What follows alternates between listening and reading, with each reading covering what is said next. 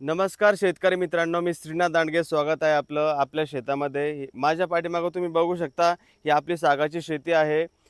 ज्या शेतकऱ्यांच्या मनामध्ये प्रश्न आहे की सागवानची शेती खरंच फायदेशीर आहे का? याच्यातून खरं उत्पन्न जे की कंपनीचे लोक सांगतात की 15 वर्षात उत्पन्न होतं, ते खरं आहे का?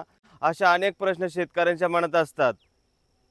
शेतकरी मित्रांनो, अफवेला बळी पडू नका. सागवानची झाडं आपल्याला 100% उत्पन्न देतात. पण आपण त्याची व्यवस्थित जर मशागत केली, त्याला पाणी व्यवस्थित दिलं, तर आपल्याला झाडं 15 वर्षामध्ये 100% आपल्याला त्याचं बेनिफिट देणार आहे. येणाऱ्या काळामध्ये मी तुम्हाला सर्व माहिती देणार आहे.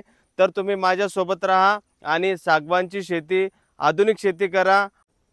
सागवानची शेती करत असताना सर्वात महत्त्वाचं म्हणजे सुरुवातीला जे तुम्ही सागवानचं झाड लावणार आहात, ते झाड तुम्हाला लावायचं आहे टिश्यू कल्चर व्हरायटीचं, बरोबर? तर टिश्यू कल्चर व्हरायटी ही कशी ओळखायची आहे, तर मी तुम्हाला प्रात्यक्षिक दाखवणार आहे. सर्वात सुरुवातीला तुम्हाला असं एखाद्या झाडाचं पान तोडायचं आहे.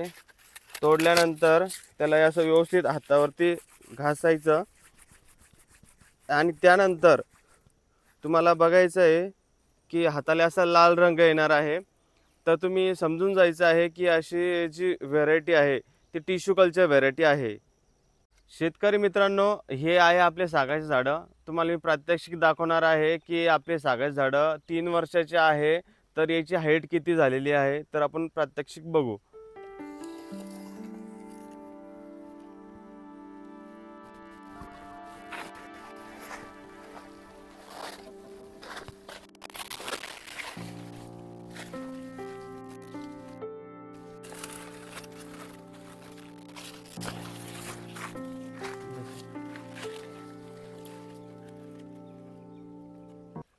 आपले जे झाडं आहे 3 वर्षाचे कंप्लीट झालेले आहे आणि याची जर हाईट तुम्ही बघितली तर आता 24 फूट हाईट झालेली आहे. तर तुम्ही बघू शकता की आपल्या खोडाची जी रुंदी आहे ते 30 आणि 2 32 सेंटीमीटर सध्या आपल्या झाडाची रुंदी आहे. शेतकरी मित्रांनो, सागवानचं झाड लावण्यासाठी झाडाच्या मधलं जे अंतर आहे ते अंतर पण खूप महत्त्वाचं असतं. मी तुम्हाला दाखवतो की जे मी सागवानचे झाड लावलेले आहे त्याच्यामधलं दोन्ही झाडामधलं अंतर किती आहे.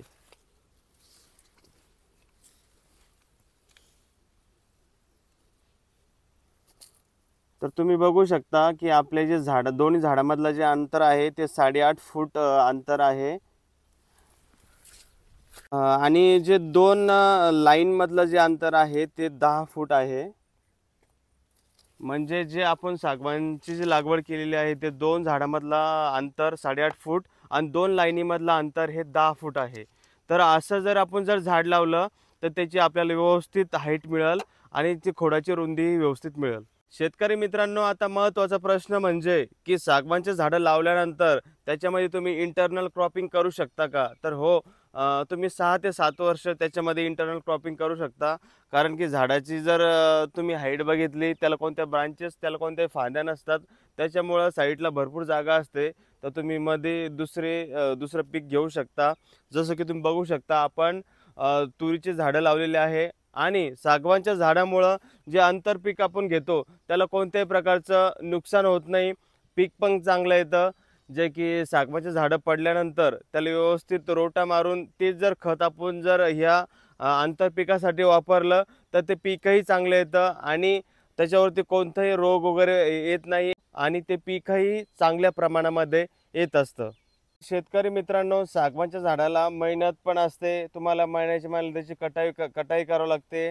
तर आज माझी कटाई करणं पण चालू आहे. मी तुम्हाला दाखवतो कटाई वगैरेची कशी करावी लागते.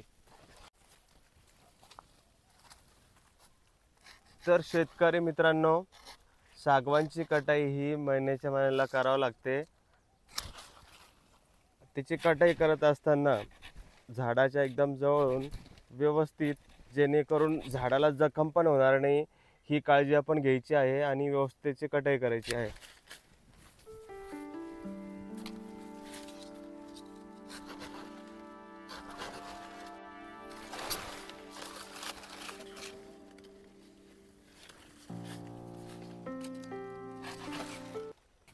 तर मित्रांनो आता ह्या झाडाची पूर्ण कटाई झालेली आहे। अशी कटाई तुम्हाला महिन्यातून एक वेळेस करावी लागते। तर अ, जेव्हा तुम्ही कटाई व्यवस्थित करसाल तर तेव्हाच तुम्हाला झाडाची जी हाईट आहे, जी उंची आहे ती मिळणार आहे, बरोबर।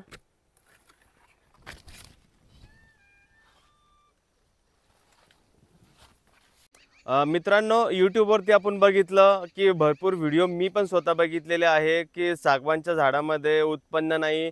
30 वर्षाची झाडे झालेली आहे तरी पण त्या झाडाची खोडाची जी रुंदी आहे ती व्यवस्थित नाही।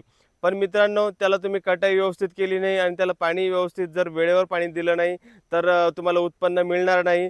पण तुम्ही जर 3 दिवसाआड जर त्याला पाणी दिलं आणि मनेज म्हणलं त्याची कटाई जर केली तर 100% तुम्हाला 15 वर्षामध्ये सागवान हे उत्पन्न देणार आहे। शेतकरी मित्रांनो, सागवानबद्दल अनेक प्रश्न शेतकऱ्यांना पडतात।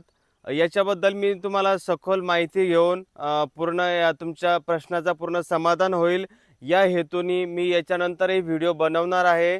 तुम्हाला काही प्रश्न असेल तर तुम्ही कमेंट करू शकता। तुम्हाला काही माहिती पाहिजे असेल तर तुम्ही विचारू शकतात।